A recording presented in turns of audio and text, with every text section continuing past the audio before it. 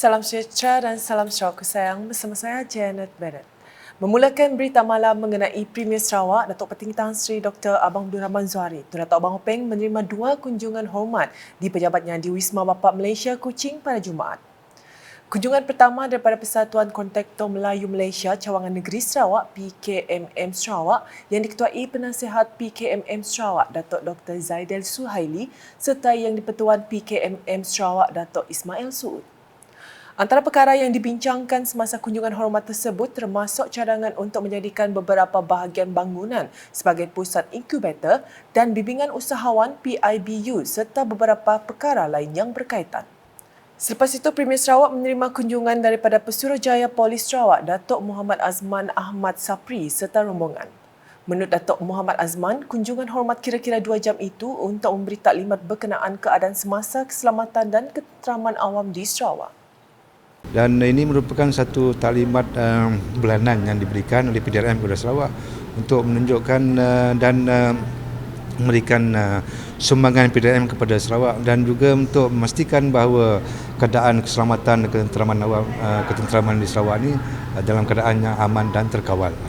Turut hadir Menteri Belia Sukan dan Pembangunan Usahawan Sarawak Datuk Seri Abdul Karim Rahman Hamzah dan Timbalan Pesuruhjaya Polis Sarawak Datuk Macha Atta.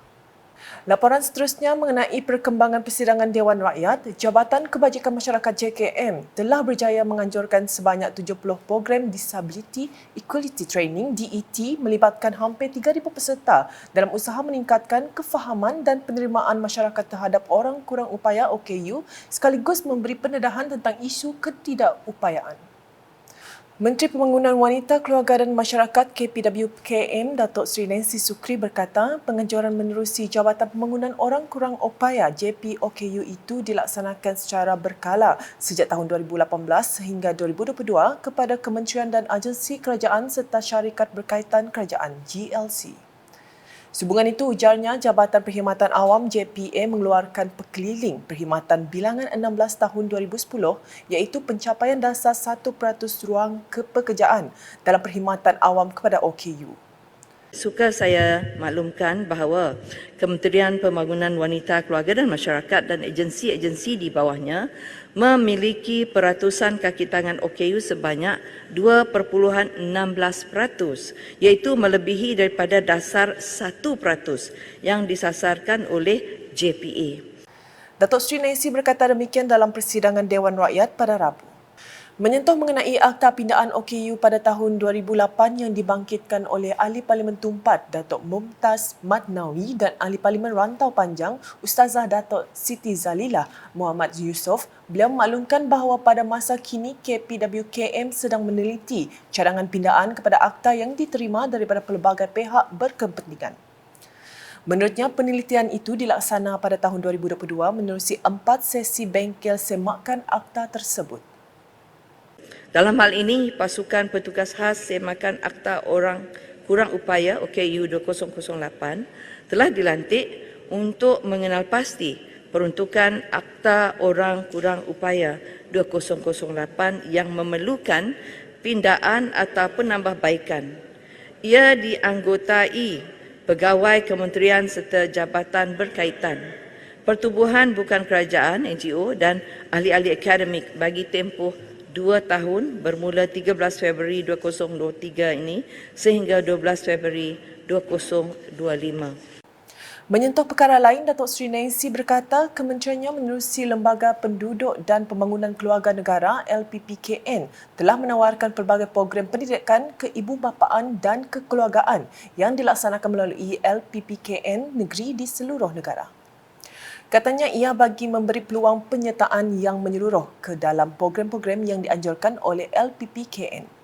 Menurut beliau, program-program tersebut telah memberi manfaat kepada lebih 165,000 peserta sejak ia mula diperkenalkan sejak 10 tahun yang lalu dari 2013 hingga 2022. Antara program yang ditawarkan oleh LPPKN ini adalah kursus pra-perkahwinan Smart Start. Kita ada 29,143,000 peserta Program ilmu keluarga 42.072,000 peserta. Ketiga, program pengurusan keuangan keluarga Smart Belanja 31,220 peserta. Program pendidikan keselamatan keluarga dan anak iaitu PERKA 18,835 peserta dan kursus mengimbangi keluarga dan kerjaya keluarga at kerja 44,059 peserta.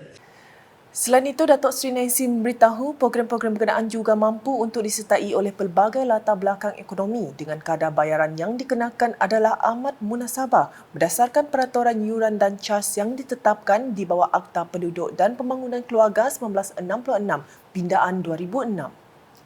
Justru Ahli Parlimen Sentubong itu amat menggalakkan semua negeri bekerjasama dengan LPPKN untuk menganjurkan program seumpamanya supaya ia dapat membantu mengimbangkan keadaan kekeluargaan dalam negara.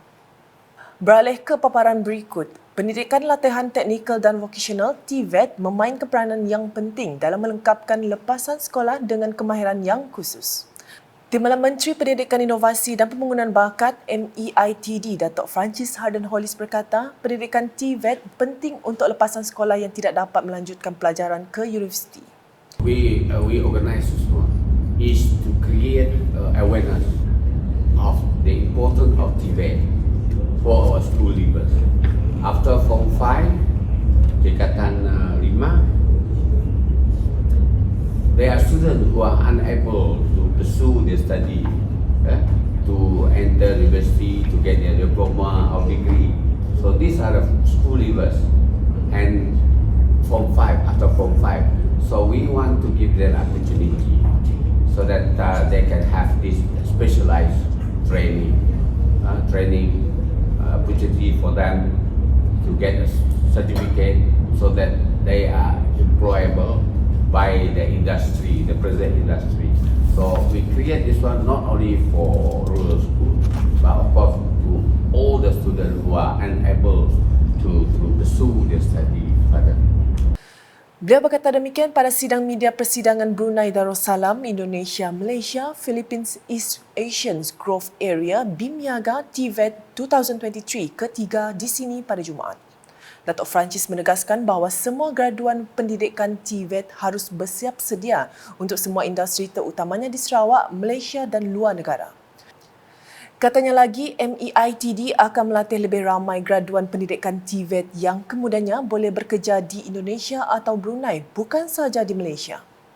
Persidangan yang bertemakan TVET untuk memacu inovasi dan pembangunan bakat ini merupakan kali pertama diadakan di Kuching dan akan bermula pada 8 hingga 9 Mac ini di Hotel Pullman. Manakala di Miri, Sarawak Pharma Fest 2023 SAFF 2023 menjadi platform untuk mengetengahkan produk tempatan kepada masyarakat Sarawak dan juga pengguna dari negara Brunei Darussalam.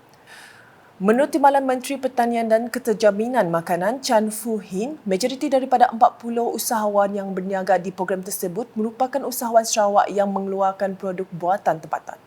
We target to have to achieve 400,000 sales over 4 days when here.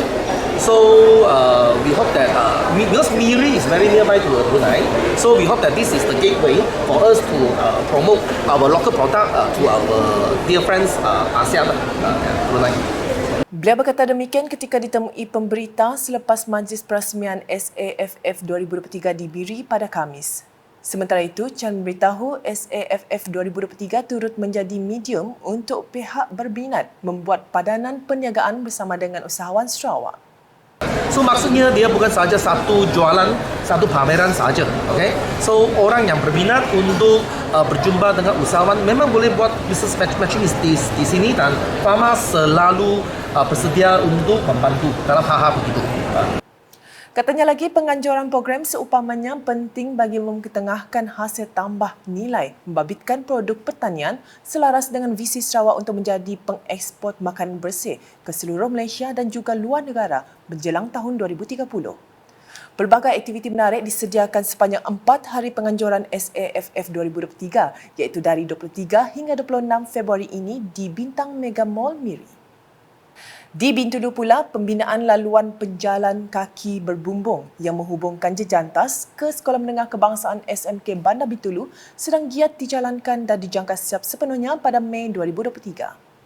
Ahli Dewan Undangan Negeri Adun Tanjung Batu, Johnny Pang Leong Ming berkata, projek pembinaan yang merupakan salah satu projek transformasi luar bandar RTP di bawah peruntukannya itu dilaksanakan untuk kemudahan pengguna jalan raya, terutamanya warga sekolah tersebut.